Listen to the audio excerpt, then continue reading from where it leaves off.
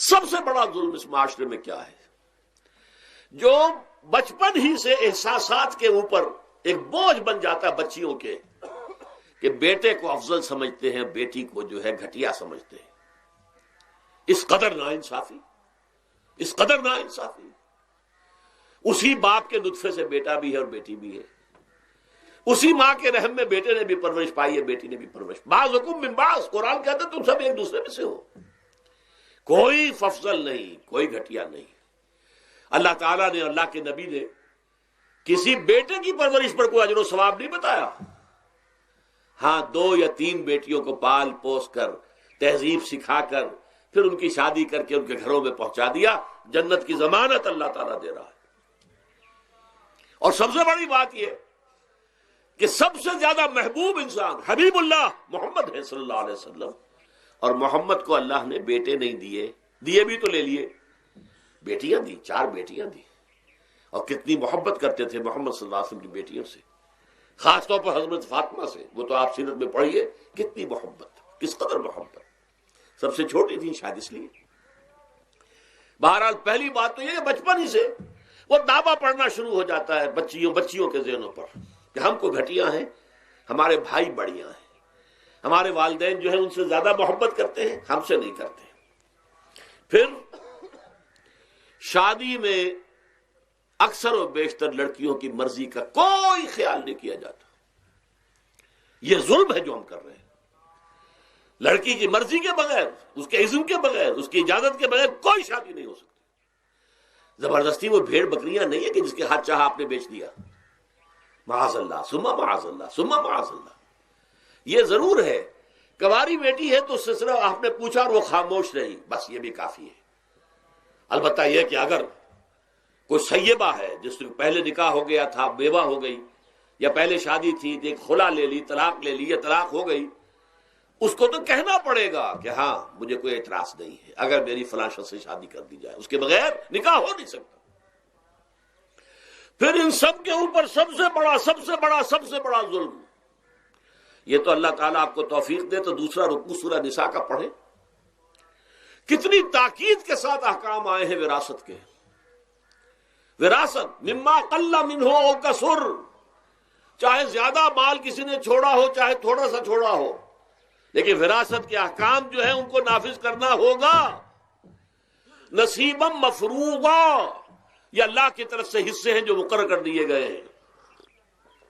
لیکن ہمارے معاشرے میں کون ہے جو بیٹیوں کو دینے کو تیار ہو اور بہنوں کو دینے کو تیار ہو؟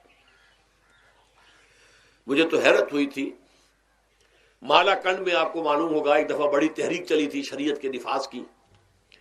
مولوی صوفی محمد صاحب بڑے نیک آدمی ہیں، بہت، اس میں کوئی شک نہیں، 80,000 کا مجمع لے کر، جلوس لے کر وہ چل پڑے تھے اسلام آباد کی طرف۔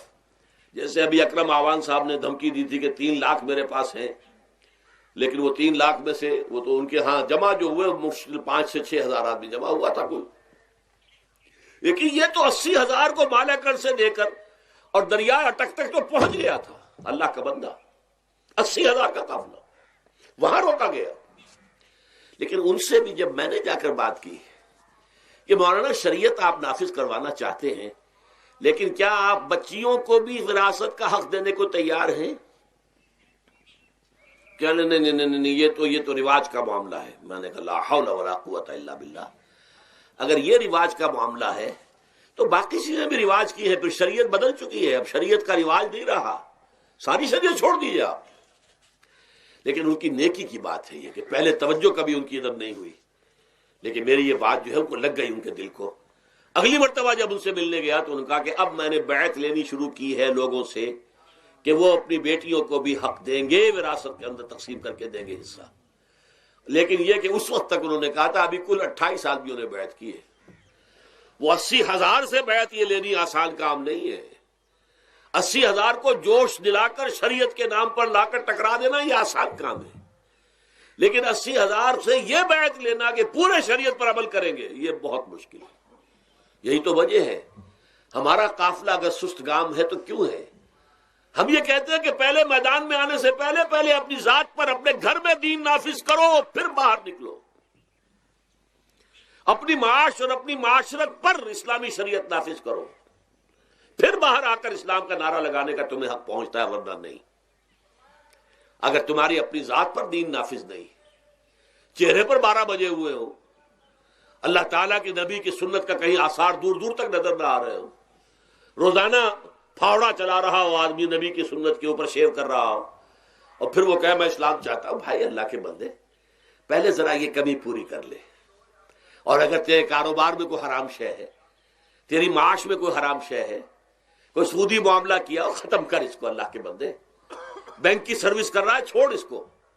اگر یہ کام کر لو، بے پردگی اختیار کی ہوئی ہے۔ اللہ نے تو پردہ سکھایا ہے، اللہ کے نبی نے پردہ سکھایا ہے، شریعت اسلامی نے پردہ رکھا ہے، مردوں اور عورتوں کا اختلاط پسند نہیں ہے۔ اس پر عمل کرو، پھر آنا میدان میں، پھر دوسروں کی غلطی جو ہے بتانا اس کو کہ یہ تم غلط کر رہے ہو، مشرف تم یہ کر رہے ہو، غلط کر رہے ہو، فلاں تم یہ کر رہے ہو، غلط کر رہے ہو، نواز شریف تم یہ کر رہے ہو، غلط کر رہے ہو۔ لیکن یہ ہے کہ اس سے پہلے اپنے اوپر، اس لیے میں نے آپ کو بتا دیا وہ واقعہ کہ انہوں نے بتایا، بعد میں اور بھی آ گئے ہوں گے انشاءاللہ، مجھے امید ہے، لیکن جب میں ملا تھا تو انہوں نے کہا تھا ابھی صرف 28 آدمیوں نے بیٹھ کی۔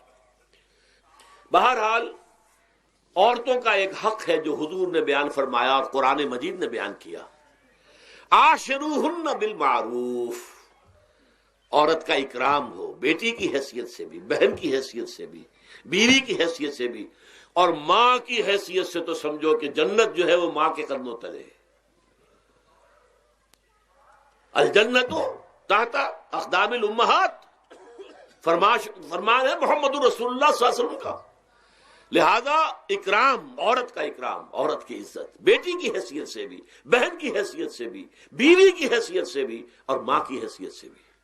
عاشروہن بالمعروف، اپنی بیویوں کے ساتھ رہو بھلے طریقے پر، نیک طریقے پر، اچھے طریقے پر۔ حضور نے یہاں تک فرمایا خیارکم خیارکم لأہلیکم وانا خیرکم لأہلی۔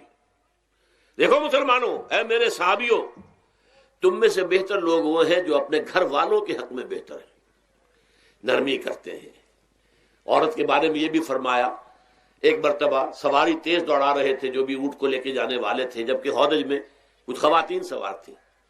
حضور نے فرمایا دیکھو نہ، یہ نگینے ہیں جو سوار ہیں، ان کو زیادہ دھکے نہ لگواؤ تیز تیز اونٹ چلا کر، ان کے ساتھ نرمی ہو، ان کے ساتھ نیکی کی جائے، ان کے احساسات کا خیال رکھا جائے، ان کے ساتھ زیادتی نہ ہو، مار پیٹ کا کیا سوال، معاذ اللہ ثم معاذ اللہ۔ ان کے ساتھ جو ہے عاشروہن بالمعروف، بھلے طریقے پر گزارا کرو۔ یہاں تک فرمایا ہو سکتا ہے کہ کسی وجہ سے تمہاری بیوی جو ہے تمہاری نگاہوں سے گر جائے، اب آپ کے دل میں اتنی محبت نہیں رہی، لیکن اللہ فرماتا ہے دیکھو ہو سکتا ہے کہ اس میں کوئی پہلو ایسا ہو، تلاش کرو، کوئی پہلو ایسا ہو بہتری کا کہ جس کی وجہ سے تلاش کر کے اس کو اپنی نگاہوں میں مرکوز کر لو، تاکہ اس کے تمہارے دل میں اس کے لیے محبت دوبارہ اثر نہ ہو، اس پہلو کی وجہ سے جو تمہاری نگاہ سے اوجھل تھا۔